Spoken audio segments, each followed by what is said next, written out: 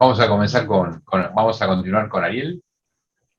Ya podemos empezar. Sí, Lo sí, puedo. estamos preparados. Bien, bueno. Cuando ustedes digan. Bueno, también acá es un gusto poder presentarlo a Ariel, que es docente del departamento, de la División Estadística del Departamento de Ciencias Básicas, y bueno, nos va a informar acerca de un tema que él viene desarrollando desde hace un tiempo. Ariel, cuando quieras, te escuchamos. Bueno, buenas tardes a todos.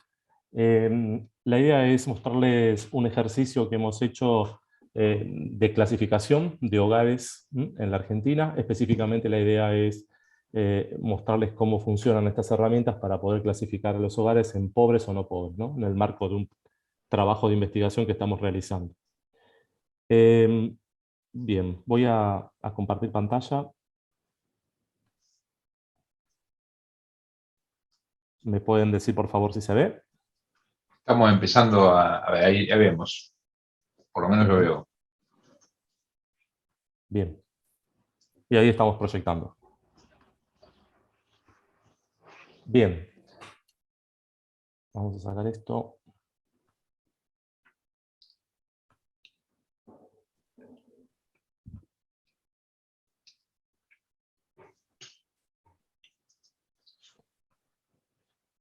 Bien. Bueno, la idea es, este ejercicio de comparación lo que propone es utilizar dos métodos que están muy de moda en todo lo que tiene que ver con las herramientas de clasificación y de aprendizaje, ¿no? Hoy en día muy utilizados, que son los árboles de clasificación y el XGBoost, para identificar estos hogares pobres en la Argentina. O sea, bien.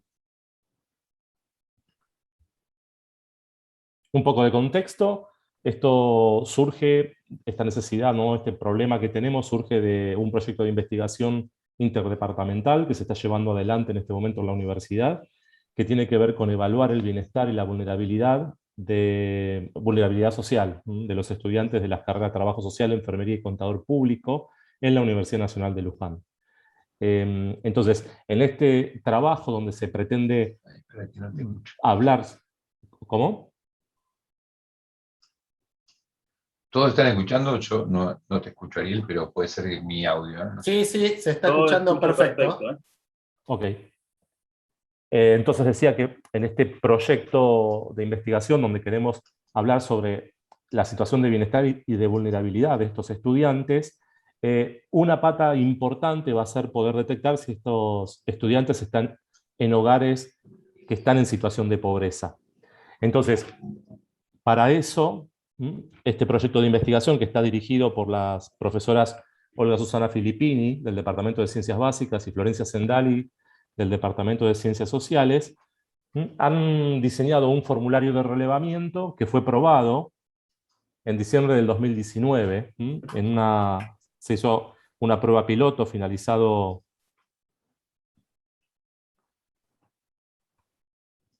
Ahí creo que estoy haciendo molestar los controles. Esta prueba piloto que se realizó en diciembre del 2019, antes de la pandemia, lo que nos dio como resultado fue que había bastantes dificultades para poder captar información sobre los ingresos de estos hogares, que era clave para poder definir si estaban en situación de pobreza o no la estaban. La situación que se plantea es el estudiante que es encuestado no tiene la información de los ingresos familiares y por lo tanto lo que se obtiene deja mucho que desear, ¿no? La calidad de la información no nos permite avanzar. Bien, entonces la pregunta que nos hacíamos era si se podía generar un formulario que nos permitiera no preguntar sobre los ingresos de los hogares y aún así avanzar después en una clasificación de pobreza, ¿no? Que fuera multidimensional, porque fundamentalmente el objetivo era hablar de una clasificación de pobreza multidimensional, que no solamente trabajara los ingresos, sino que también trabajara cuestiones relacionadas al acceso a eh, a determinadas cuestiones o a la satisfacción, ¿no? De determinadas necesidades de los hogares. Entonces, ¿se puede construir un modelo que clasifique esta pobreza multidimensional sin tener datos de ingreso? Bueno, lo que nosotros creemos es que, digo, quizás apelando a la información disponible en el Instituto Nacional de Estadística y Censo, y específicamente a la EPH, que trimestralmente releva la situación de los hogares de los aglomerados urbanos en la República Argentina, uno podría con esa información construir un modelo de predicción de la pobreza que después pudiera ser aplicado a nuestros estudiantes, que en definitiva esos estudiantes están inmersos en esos aglomerados urbanos de la República Argentina que son alcanzados por la EPH. Entonces, el problema que se nos plantea es construir este modelo y probarlo, un modelo para clasificar los hogares que responda a este marco teórico que está propuesto en la investigación, utilizando los datos de la EPH, y después replicarlo o aplicarlo a la clasificación de los hogares de nuestros estudiantes, con los datos que hayamos obtenido del relevamiento que haga la investigación. Bien, entonces el objetivo general es comparar las metodologías árboles de clasificación y XGBoost para obtener el mejor modelo de clasificación supervisada para la identificación de los hogares pobres en los aglomerados urbanos de la Argentina en base a datos de IPH, y utilizando el enfoque multidimensional de medición de la pobreza propuesto por Beccaria y Minujín en 1985. Ahora vamos a desarrollar un poquito de ese marco teórico de qué se trata. Entonces, punto 1, para nuestros objetivos específicos, estimar la pobreza multidimensional con los datos de la EPH. Eso va a ser nuestra I, nuestro valor a predecir para cada hogar, ¿no? Si ese hogar es pobre y qué tipo de pobreza presenta. Entonces, fundamental poder primero construir esta medición para poder tener nuestro valor de predicción de pobreza, que después va a servir para el modelo, ¿no? Para tomar el modelo o para aplicar en el modelo. Punto 2, obtener el mejor modelo posible de clasificación mediante el método de árboles de decisión o de clasificación. 3, obtener el mejor modelo posible de clasificación mediante el método XGBoost. Y 4, comparar los modelos obtenidos por ambas metodologías. Así, definir cuál de ellos vamos a aplicar después en el marco de este proyecto para poder clasificar a los hogares de nuestros estudiantes. Y a partir de esa clasificación de los hogares de nuestros estudiantes, después poder hablar, ¿no?, de cuáles son las características de vulnerabilidad que se presentan en los hogares de nuestros estudiantes. Bien. Respecto de la teoría que estamos utilizando para empezar a hablar de este tema, tiene que ver con la teoría de la medición de pobreza en la Argentina. En la Argentina se han utilizado desde 1980, desde la década del 80, dos vertientes, ¿no?, para la medición de la pobreza. Una tiene que ver con las necesidades básicas insatisfechas, que hablan de que el hogar carece, ¿no?, de ciertos bienes y servicios, o bienes materiales, ¿no?, y servicios que son necesarios para poder vivir dignamente y para funcionar como un miembro pleno de nuestra sociedad. A este método se lo llama método directo y fundamentalmente se lo ha utilizado con datos de los censos nacionales de población. De hecho, la primera aplicación de este método fue en 1980, con datos del Censo Nacional de Población, Hogares y Viviendas de ese año. El segundo, o la segunda línea, ¿no?, para medir pobreza que se utiliza en la Argentina, por lo menos por los organismos oficiales, tiene que ver con la concepción de la pobreza desde el ingreso. A esto se lo llama método indirecto, y lo que acá estamos buscando en este método es ver si la familia o el hogar tiene los ingresos suficientes para poder cubrir una canasta básica alimentaria, ¿no? Una canasta básica alimentaria que estaría compuesta de ciertos alimentos y otros tipos de bienes y servicios que serían esenciales para que pudieran subsistir. Esta metodología empezó a establecerse hacia fines del 80, y a principios de 1990 comenzó a medirse sistemáticamente para el Gran Buenos Aires en su inicio, y posteriormente para distintos aglomerados urbanos de la República Argentina, llegando hasta 31 aglomerados hoy en día, que son los que se miden habitualmente. Bien, entonces el concepto de pobreza multidimensional nos lleva a trabajar con una población que serían todos los hogares en los aglomerados urbanos de la República Argentina, con una unidad de análisis que es el hogar, cada uno de esos hogares, y la fuente de información que utilizamos para este trabajo es el INDEC, la EPH. Entonces, con esa información construimos el indicador de NBI y construimos el indicador de línea de pobreza para finalmente tener una medición multidimensional que lo que hace es cruzar, así de simple, ¿no? El NBI, la situación respecto de necesidades básicas insatisfechas, si el hogar es pobre, clasifica como sí, si el hogar no es pobre, clasifica como no, y línea de pobreza, o sea que no, si es un sí, no tiene los ingresos necesarios para poder subsistir, si es un no, es porque ese hogar tiene los ingresos suficientes para poder subsistir, ¿no? Y en esta clasificación cruzada que se hace aparecen 4 tipos de clasificaciones, que son las siguientes. Como 1, se clasifica al hogar en situación de pobreza crónica. Si lo vemos en esta tabla de doble entrada, es pobre por NBI, pobre por línea de pobreza. Esto significaría que ese hogar está viviendo en una situación deficitaria desde el punto de vista de los bienes materiales que necesita para poder vivir dignamente, y que además no tiene los ingresos necesarios para poder subsistir, para poder cubrir esa canasta básica alimentaria de la que hablábamos. La clasificación 2, pobreza estructural, son pobres por NBI, hay deficiencias en temas de vivienda, educación, hacinamiento, ahora vamos a ver bien qué indicadores se toman, pero no es pobre por la línea de pobreza. Esto significaría, que es un hogar que está viviendo en en una vivienda deficitaria, pero que tiene los ingresos necesarios para poder subsistir mensualmente y cubrir esa canasta básica alimentaria, ¿no? Pero aún así son pobres estructuralmente.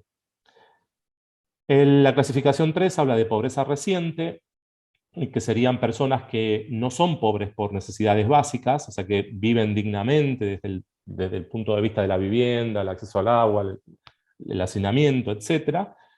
Pero por algún motivo son pobres por línea de pobreza. Esto fundamentalmente se debe a los nuevos pobres que se dicen, ¿no? Aquellas personas que tenían una situación medianamente acomodada y que de repente se quedan sin trabajo y ya no pueden cubrir esa canasta básica alimentaria para poder subsistir. Finalmente, la zona 4 habla de hogares que están en plena integración social, ¿no? O sea, que viven sin carencias, aparentemente, de ningún tipo. Entonces, hecha esta medición, nosotros trabajamos la medición con los datos que teníamos disponibles de pH y construimos, ¿no?, esta medición.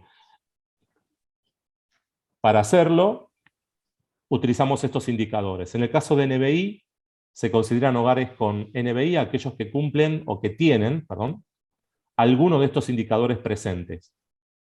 Cualquiera de ellos, por lo menos uno. Con eso alcanza para clasificarlo con hogar con necesidades básicas insatisfechas. Entonces se miden condiciones sanitarias, en general hogares sin retrete, y se analiza también si hay disponibilidad de agua potable en la vivienda, el hacinamiento, que tiene que ver con la cantidad de personas que viven en la vivienda, ¿no? Y se hace un ratio entre la cantidad de personas que viven en la vivienda y la cantidad de cuartos disponibles para dormir en esa vivienda. Asistencia escolar, ahí tratamos de analizar si hay niños entre 6 y 12 años que no asisten al colegio, con una situación de vulnerabilidad, y capacidad de subsistencia tiene que ver con la cantidad de personas por miembro ocupado del hogar, y fundamentalmente si la situación o el nivel educativo del jefe del hogar, ¿no? Estamos hablando de una relación cantidad de personas por miembro ocupado muy alta y un jefe del hogar en situación de educación o en un nivel educativo bastante bajo. En el caso de la línea de pobreza, trabajamos la canasta básica total, que esta está o sea, el INDEC lo que hace es mensualmente valorizar esa canasta. Esa canasta está compuesta por una serie de alimentos que cubren las necesidades calóricas para un adulto equivalente, que ese es otro concepto que se necesita para poder trabajar línea de pobreza. Los adultos equivalentes también es una tabla que provee el INDEC y está pensado de manera de, bueno, para ese adulto equivalente que tiene cierta edad y que puede ser varón o mujer, se necesitan ciertas necesidades calóricas y eso genera un coeficiente que, bueno, luego se utiliza y se multiplica por la canasta básica total, para poder definir cuánto necesita. O sea, yo a estos adultos equivalentes, cada persona, cada miembro del hogar tiene un valor de adulto equivalente. Sumo los adultos equivalentes del hogar y obtengo un valor de adultos equivalentes para todo el hogar. A eso lo multiplico por la canasta básica total y obtengo cuánta plata necesita un hogar para no ser pobre en la Argentina en el periodo que se analice. Y finalmente, bueno, de esa comparación de los ingresos y lo que necesita, o esa canasta básica total para el hogar, ¿no?, valorizada, me va a decir si ese hogar es pobre o no es pobre, ¿no? Si sus ingresos superan esa canasta básica total, entonces no son pobres. Si sus ingresos están por debajo de la canasta básica, serán pobres. Hechas las mediciones, entonces, obtuvimos estos resultados. Fíjense que están los cuatro niveles que mencionábamos en esta teoría de pobreza multidimensional. Pobreza crónica hace referencia a pobres por NBI y pobres por línea de pobreza. Hay 1.089.000 hogares, de la República Argentina en estos aglomerados urbanos en esta situación. 11,6% de los hogares en aglomerados urbanos. Pobreza inercial es estas personas que tienen necesidades básicas insatisfechas aún, pero que tienen los ingresos necesarios para poder subsistir. Son 827.000 hogares aproximadamente, un 8,8% de esta población de hogares urbanos de la República Argentina. Y finalmente, los hogares que están en la línea de pobreza, pero que no tienen situación de NBI, serían estos que están aquí en la sección 3, 1.556.000 habitantes, hogares aproximadamente, un 16,6% de ellos. Si yo quiero comparar esta medida con la medida de pobreza que da el INDEC trimestralmente, tendría que sumar, ¿no?, la intersección, la gente que está en pobreza crónica, más la gente que está en pobreza reciente.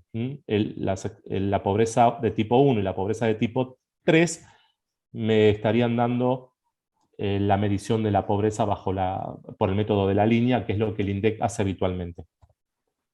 Eso me da, en nuestras estimaciones, en nuestro trabajo, 28,2% de los hogares aproximadamente, y el INDEC publicó, yo estoy trabajando con datos del cuarto trimestre de 2020, el INDEC publicó para ese trimestre 31,6. Estamos un poquito por debajo en la estimación cuando nosotros la construimos de lo que el INDEC propone. Esto, puede deberse por distintos factores. Uno de ellos es que nosotros, cuando hicimos esta medición, no trabajamos con la imputación de ingresos, sino que trabajamos con los ingresos que había disponibles y los datos que no estaban disponibles los dejamos afuera. Aquellos hogares que no declararon ingresos, no los consideramos en esta medición. Si yo sumo NBI más línea de pobreza, voy a ir ahí, estoy en un 37,1% de los hogares que viven en los aglomerados urbanos en una situación de pobreza, y si lo traduzco a valores de personas o de población, estamos hablando de un 49,3% de la población argentina bajo alguna situación de pobreza de estas que vemos acá. Bueno, acá finalmente, para completar el análisis, están los 5.885.000 hogares, un 63% de los hogares aproximadamente de Argentina, que no estarían en situación de pobreza, ¿no? Bien, entonces, hecho esto, teníamos nuestro valor I, que es el que queremos predecir. Y entonces ahora la idea o el objetivo era obtener el mejor modelo posible usando árboles de clasificación, primero, y ver cómo se comportaba esta metodología o estos algoritmos para poder hacer esa predicción. Bueno, es una técnica de clasificación supervisada. ¿Por qué clasificación supervisada? Porque conocemos la respuesta, digamos. Yo sé si el hogar es pobre o no pobre, lo tengo de antemano, yo construí esa medición, y entonces voy a hacer que esta herramienta clasifique o construya un modelo de clasificación tomando esa información como input, ¿no? Entonces hay un conocimiento a priori, ¿sí?, que es el que vamos a utilizar.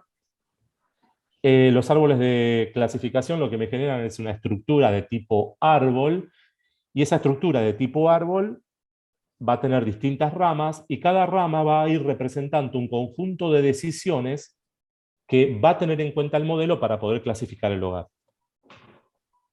Estas decisiones generan sucesivas reglas para esa clasificación.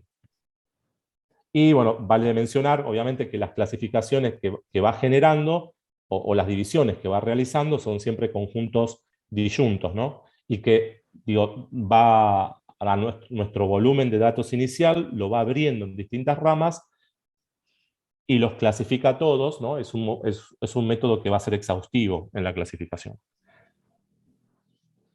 ¿Qué ventajas tiene esta metodología? Bueno, en principio, yo creo que hay una gran sencillez frente a otros modelos que podríamos haber utilizado, ¿no? O sea, sabemos que para poder generar métodos de clasificación supervisada, uno puede utilizar otras herramientas. Nosotros elegimos ir por este lado, por un interés personal y para poder probar la metodología y avanzar en el estudio de esta metodología en el área de estadística. Es una herramienta de accesibilidad a para diferentes implementaciones, o sea que podría implementarse en este trabajo, pero podría ser también implementada en futuros trabajos. Aporta con una explicación al momento de analizar la clasificación realizada, el hecho de que pueda graficarse en un árbol y se pueda ver el árbol, generalmente es muy ilustrativo también. Hay una gran rapidez a la hora de clasificar los datos que tenemos, el algoritmo es muy rápido. El árbol final que vamos a obtener puede que no sea óptimo, siempre va a tener errores de clasificación, pero aún así, teniendo en cuenta que podemos tener cierto error, se logran resultados bastante interesantes. Y hay que tener en cuenta que el árbol de clasificación va a tener una profundidad que tiene que ver con la cantidad de nodos que va utilizando para ir abriendo la información o ir clasificando la información. Entonces, cuanto más grandes son estos árboles exhaustivos, posiblemente mejor lleguemos o posiblemente lleguemos a clasificar bien a todos nuestros datos, pero hay que tener cuidado con una cuestión. Clasificar bien todos nuestros datos en un set que le decimos en un conjunto de datos de entrenamiento que vamos a utilizar para poder hacer el modelo, para poder entrenar el modelo, podría implicar que cuando yo voy a otro set de datos diferentes y aplico ese modelo para la clasificación, no sean tan buenos los resultados. Cuando eso se genera, cuando yo tengo en el set de entrenamiento resultados muy buenos y en el set, luego cuando implemento, ¿no?, el método en otro set de datos diferentes con el que no había entrenado, y ese set me da resultados muy malos, ¿no?, lo que se dice que hay es un sobreajuste. Yo sobreajusté con mi entrenamiento y eso no es bueno, digamos, ¿no?, porque me puede provocar que después, finalmente, cuando lo tenga que aplicar en otro set de datos, los resultados no lo sean. Bien, ¿cuál es la idea básica de estos árboles de clasificación? Yo acá tengo un grupo de datos y tengo la información que tengo en este en este dibujo, está clasificada con dos colores, digamos, un color azul que es un resultado positivo y un color verde que sería un resultado negativo para mí. Entonces, yo tengo, esto sería mi variable respuesta, ¿no? Los colores de esas bolillas, y después tengo distintas variables que me van a ayudar a ir clasificando o ir agrupando esa información. Entonces, el objetivo del árbol inicialmente es buscar un nodo raíz a partir del cual va a empezar a abrir la información, ¿no? Entonces, fíjense que yo acá tengo 14 en total, 14 bolillas, y una vez que el árbol decide con cuál de los atributos que tengo aquí va a empezar, empieza a construirse el árbol. Entonces, el primer atributo que va a utilizar este árbol es el tamaño. Y entonces, la primera división que hace, la hace respecto de este valor T sub 1 o T1. Entonces yo tengo mis datos divididos en dos, los que están con un tamaño mayor que T1 o los datos que tienen un tamaño menor que T1, ¿no? Entonces, esas son las primeras aperturas que va a tener mi árbol. Si se fijan, cuando yo hago voy por la rama de la derecha, los mayores que T1, lo que me encuentro es que todos los datos que tenía en ese set eran positivos. Entonces la clasificación del árbol va a terminar ahí y va a decir, bueno, si el atributo tamaño es mayor que T1, entonces deberíamos clasificar el resultado como positivo. Si voy para el lado izquierdo, bueno, tendría que ver qué es lo que hago, digo, cuál otro atributo disponible tengo para poder seguir abriendo la información. El árbol va a decidir cuál es el mejor atributo. Bueno, en este caso tenemos uno solo, así que sería la humedad. Y voy a tener tres posibilidades, ¿no? Tengo tres estados de este atributo, menores que T3, entre T3 y T2, y mayores que T2, ¿no? Entonces, si son menores que T3, la clasificación será verde, no negativa. Si está entre T3 y T2, la clasificación será positiva, ahí tenemos. Y si está mayor que T2, será negativo. Bueno, de esta manera es como opera el árbol de clasificación, y para poder elegir el mejor atributo, lo que usa es el concepto de entropía, que es un concepto o es una medición, de alguna manera, de cuál va a ser el atributo que más información me va a poder aportar en esta apertura que venimos haciendo. Entonces, se usa, digo, la función de entropía, que acá está definida, y una función de ganancia, que me va a ir definiendo los caminos que voy a ir tomando. Entonces, la dinámica un poco sería la siguiente. Voy a calcular la entropía para todas las clases o todos los atributos, digamos, que voy encontrando. Y voy a calcular también su función de ganancia. Decidido cuál es el mejor atributo, lo que hace es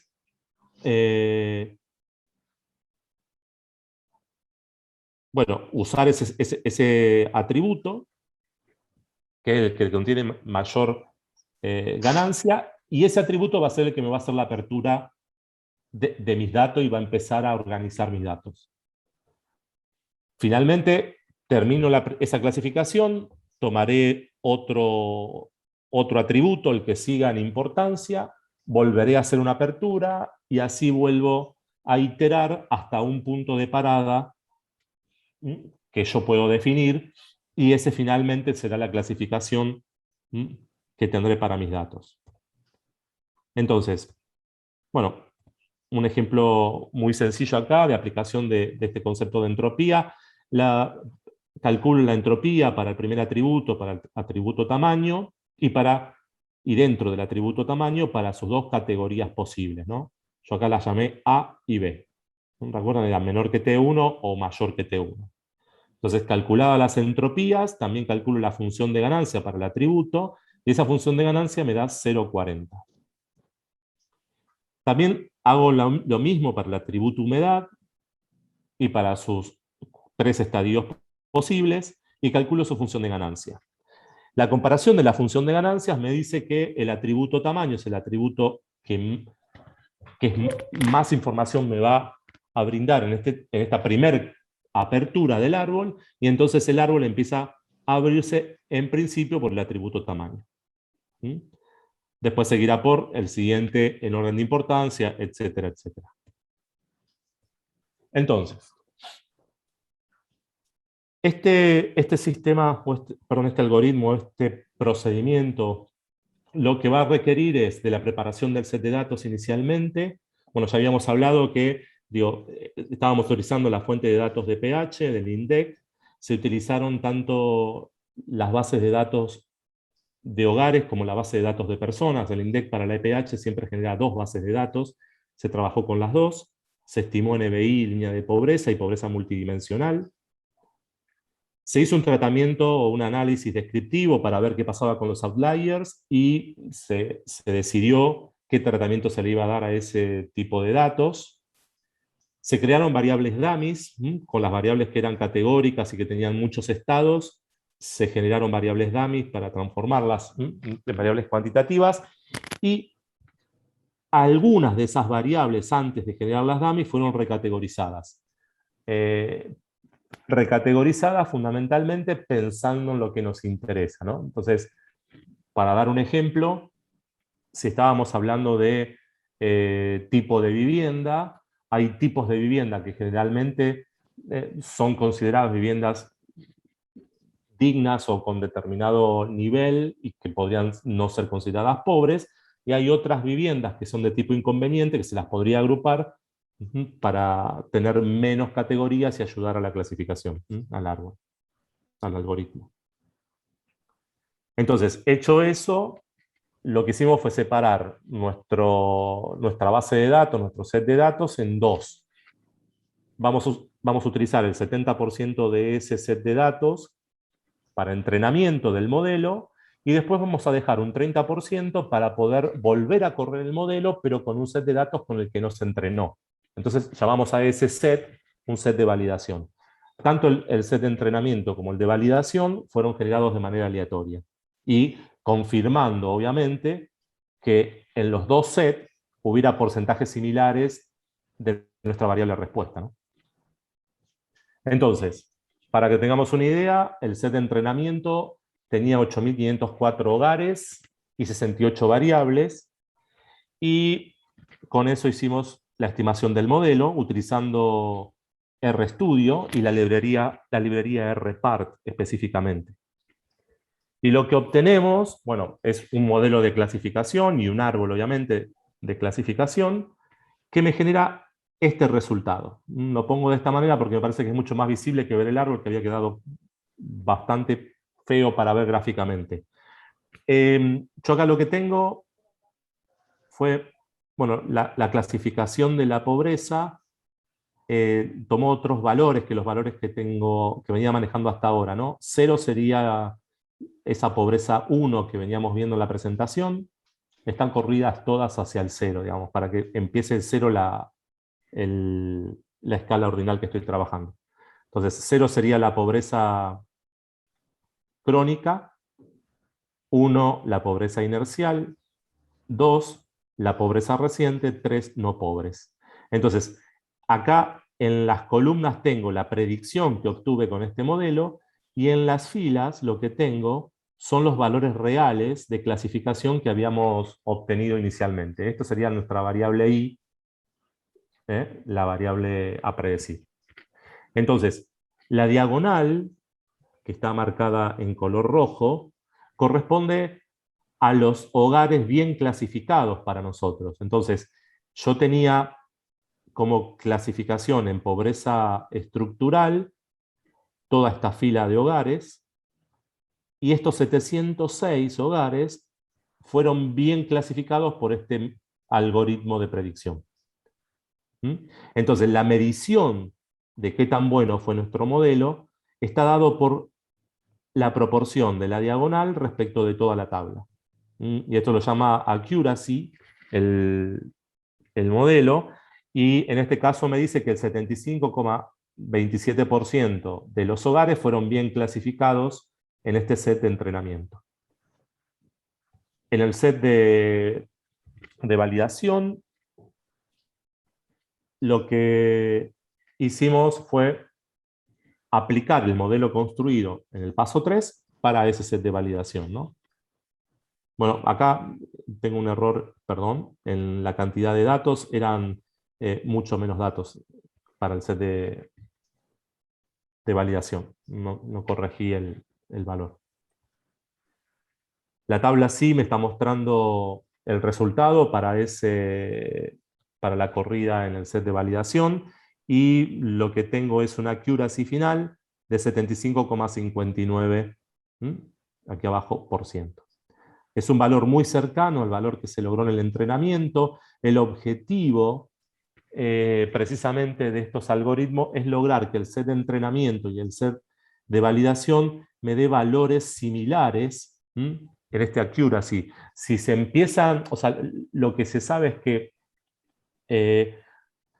estos modelos o estos algoritmos se van entrenando haciendo modificaciones de ciertos parámetros que hay que definir previamente.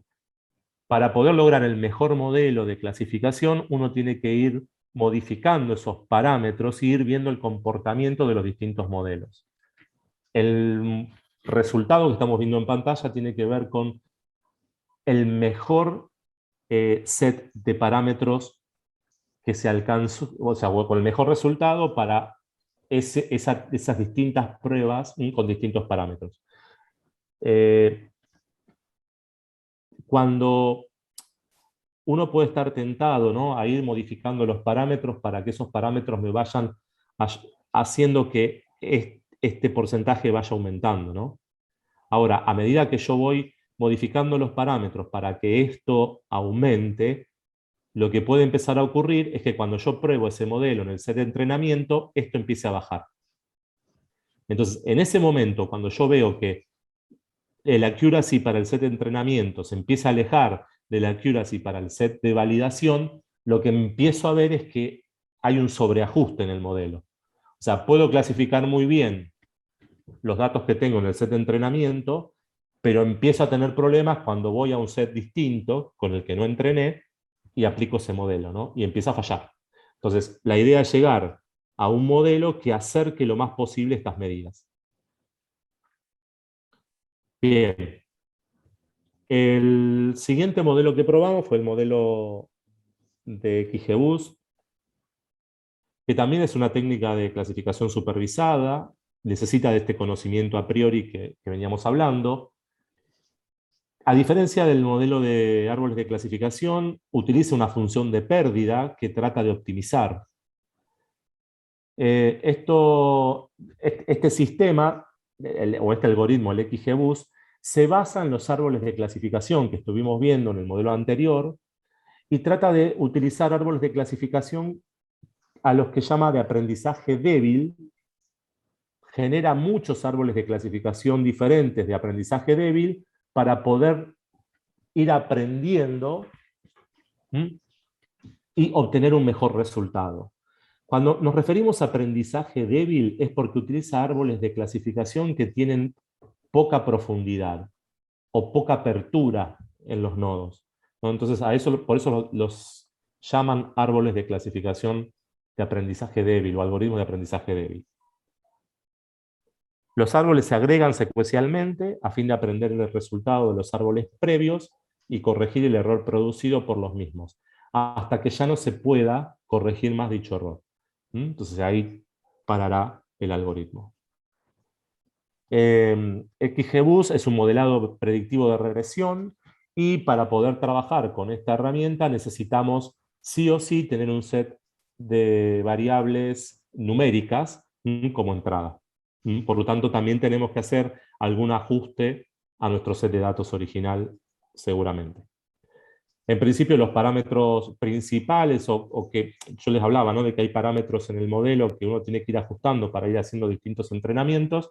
Bueno, este modelo en particular yo voy a tener especial interés en la cantidad de árboles que voy a hacer que produzca el algoritmo y en la tasa de aprendizaje, que sería un poco qué tanto va a tener en cuenta el error cometido en el primer árbol para poder generar el segundo, ¿no? Esta herramienta, el XGBoost, es una herramienta interesante porque es más sofisticada, puede manejar grandes volúmenes de datos con mayor facilidad incluso que la de los árboles de clasificación. Puede manejar los valores perdidos, aunque tuviera valores perdidos en mi set de datos, no le van a afectar, puede trabajar también. Sus resultados suelen ser muy precisos, tiene una excelente velocidad de ejecución y optimización fundamentalmente de la capacidad de procesamiento que nosotros tenemos, ¿no? La clave en la aplicación de estos modelos es el ajuste de estos parámetros que veníamos mencionando, y esto nos permitirá mejorar la precisión evitando el sobreajuste. Otra vez el concepto de sobreajuste que también hablamos en los árboles de clasificación. Entonces, ¿cuál es la idea básica del XGBoost? Voy a obtener un árbol de clasificación inicial, que le voy a llamar f sub 0, para predecir la variable objetivo i, y voy a calcular el residual que se genera. Entonces, ¿no? O sea, yo siempre genero un árbol de clasificación con el objetivo de predecir ahí. Luego se obtiene un nuevo árbol con otro set de variables. O sea, lo que va haciendo el XGBoost es generar selecciones aleatorias de las variables que tengo disponible para ir construyendo estos árboles.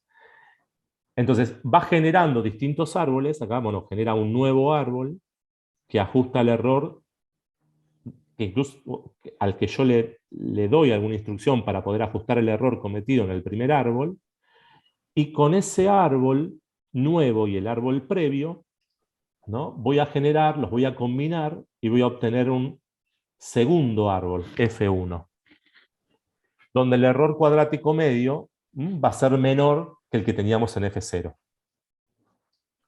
Entonces, de esa manera, vuelvo a generar un nuevo árbol, ¿no? Sigo iterando, de manera que el modelo siga construyendo árboles nuevos y de esa manera vaya reduciendo el error, minimizando el error, hasta que ocurra lo siguiente, ¿no? El último árbol que construya debería tener un error menor que los árboles previos construidos. Ari, perdón que te interrumpa, nos quedan aproximadamente 10 minutos. Perfecto, gracias, Sebas. No, por favor. Muy bien, entonces, vamos a los pasos que seguimos para poder hacer el análisis.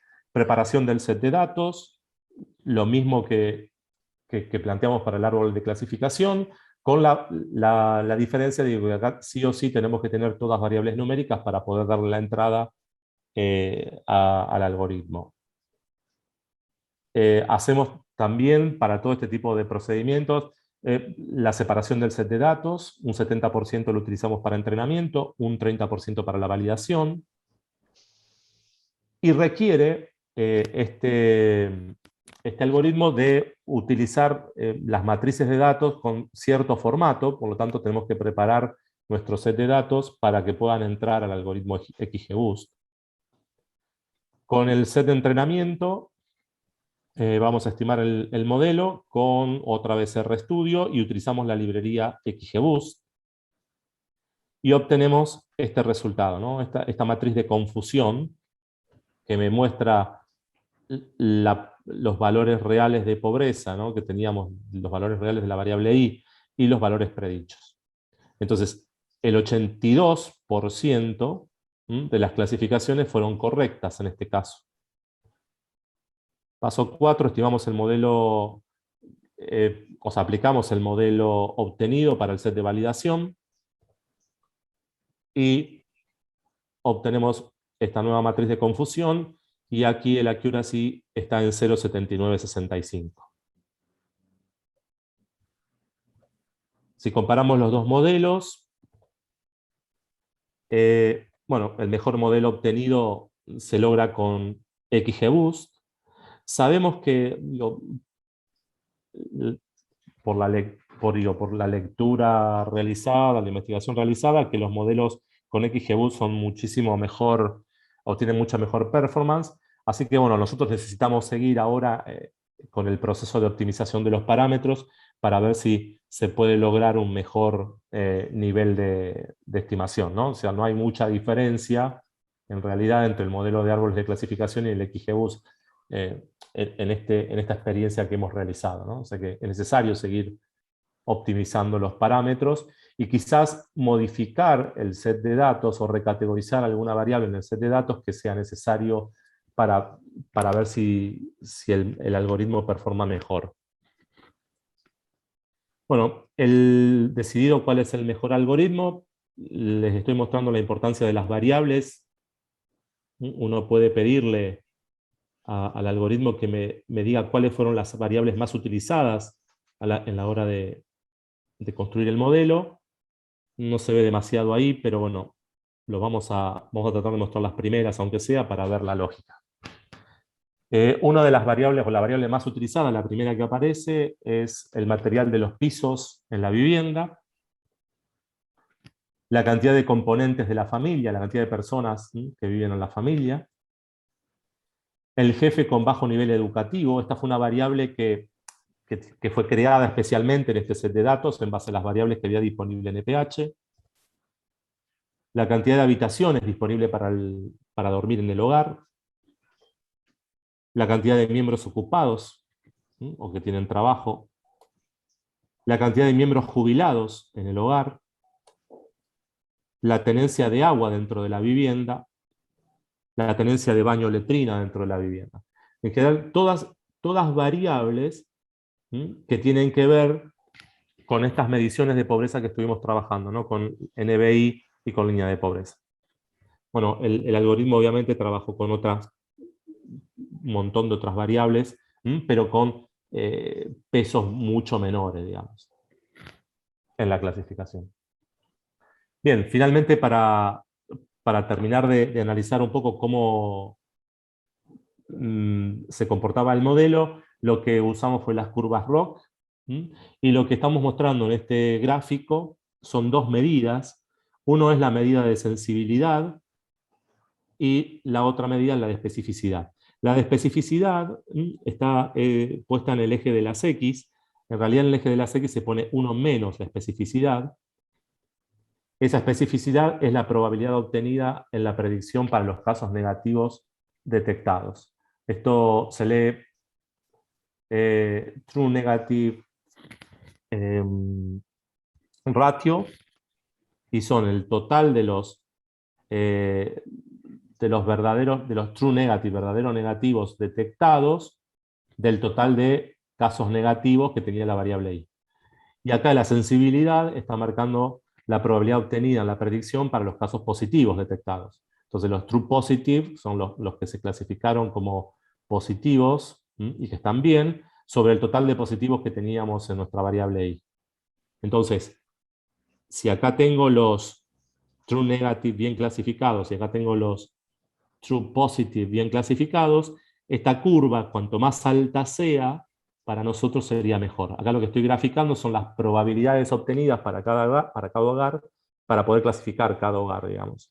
Entonces, si me posiciono en esta zona de la curva, entonces tengo una probabilidad muy alta, una sensibilidad muy alta, una probabilidad muy alta de detectar un verdadero positivo, y en el eje de las X tengo un valor muy bajo, con lo cual tengo una probabilidad baja de que sea negativo. Fíjense que las curvas que estoy graficando son la pobreza crónica en color azul, la verde en color estructural, la reciente en color rojo y los no pobres en color negro. Y lo que se ve en este gráfico claramente es que la pobreza más difícil de detectar para nosotros, o la que tengo menor performance, es la pobreza reciente. Es la curva que está más abajo. Estas curvas ROC lo que hacen es medir el área bajo la curva. Es esta medición que se llama AUC, es el área bajo la curva. Entonces, la pobreza reciente es la curva con menor área bajo sí misma, Meonorau, y esto lo que me está diciendo, bueno, es que es el tipo de pobreza que más dificultad voy a tener en detectar en este modelo. Bien. La cuestión es que a partir de acá, lo que nos queda es, bueno, optimizar obviamente el modelo y salir a campo y utilizar el instrumento de medición que estamos terminando de pulir con nuestros estudiantes para después poder aplicar este modelo a los datos obtenidos por ese instrumento de medición. Y bueno, ese será el puntapié inicial para poder entender cuáles son las vulnerabilidades de nuestros estudiantes. Una de las patas importantes en ese análisis de la vulnerabilidad tiene que ver con la pobreza, pero obviamente estamos indagando sobre otras cuestiones que tienen que ver con salud, que tienen que ver con consumo de sustancias, que tienen que ver con fumar, con hacer deporte, digo, cuestiones que no están contempladas en la medición de pobreza y que también son indagadas obviamente en el formulario, ¿no? Pero bueno, la pobreza va a ser como la primera mirada que vamos a tener sobre nuestros estudiantes. Bien, muchas gracias. No sé cómo estamos de tiempo, Sebastián. Me parece que bien, ¿no? Muy bien, Ariel, Creo muy que bien. Perfecto, Ari. Bueno, a ver si tenemos algunas preguntas.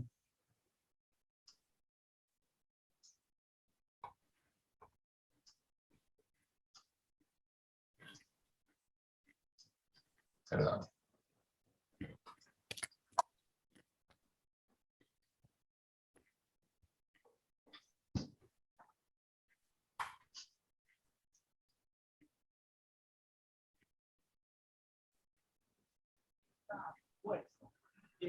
Si te parece, Edgardo, mientras Sí. esperamos a ver si hay alguna pregunta para Ariel, Seba, compartimos nuevamente la información, así aprovechamos el tiempo. Y aprovecho mientras para agradecerte, bueno, primero a Jorge por su primera exposición, aunque ahora lo vamos a tener de vuelta, así que lo dejo para el final. Y Ariel, muy agradecido por la claridad de tus palabras, por la predisposición, y la verdad que todos muy, pero muy conformes con lo que has presentado aquí ante este día tan especial que nos congrega hoy acá en otro webinar del departamento. Gracias, Javier, un gusto.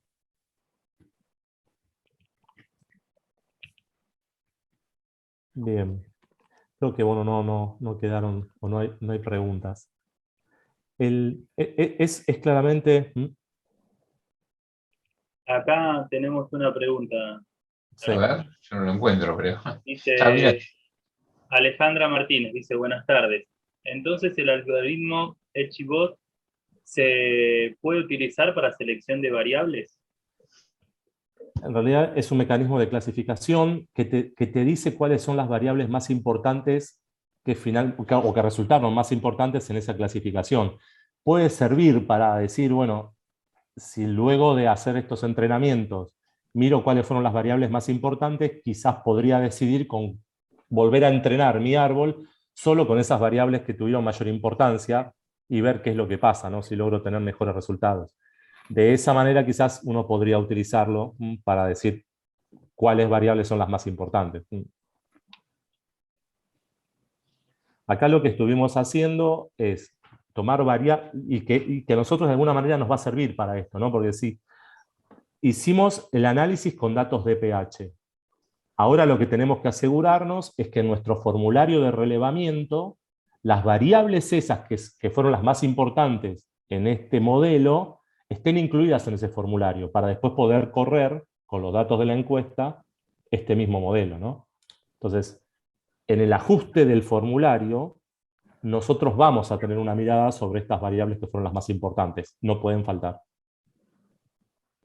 Hay otra pregunta ahí que dice si las variables utilizadas son las cuantitativas discretas. En realidad, se pueden utilizar variables cuantitativas discretas o variables continuas. No hay ningún inconveniente. Ahora, en XGBoost específicamente, todas las variables tienen que ser numéricas. Por lo tanto, las variables que son cualitativas y que a mí me interesa tenerlas en el modelo, uno esas categorías de las variables cualitativas, uno lo que hace es transformarlas en variables dummy, ¿no? Y las variables dummy van a funcionar como si fueran variables cuantitativas en el modelo.